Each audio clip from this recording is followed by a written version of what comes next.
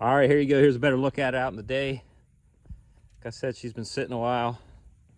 Being a big 10, it's got these heavy springs, and what I'm thinking about doing is, since kind of go after the retro mod idea, is lowering. I don't want to put it on bags, but you can only get them so low. But with that stack of springs in the back, I'm gonna have to do some homework on how to drop this thing down.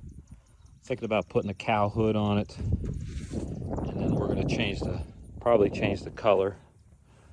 I'm thinking about going black with white. Like I said, 78,000 original miles. I got it from a one owner. You know the story, how that goes. It was Z-barted, which, honest to God, it really helped. Sometimes Z-bart doesn't do its job, but in this case, it did. The fun part, always looking at the options. I like that right there. See that? It's got a Posi rear end, and there's the LF8 V8 engine, 454 CID, 7.4 liter. Auxiliary fuel tank.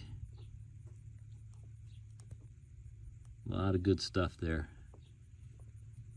It's got the chrome bumpers, cardinal red, tinted glass. We always wanted tinted glass. Rally wheels. 4,000 watt HD Delco something. All right, on to the next phase. I've got it moved over here into my shop.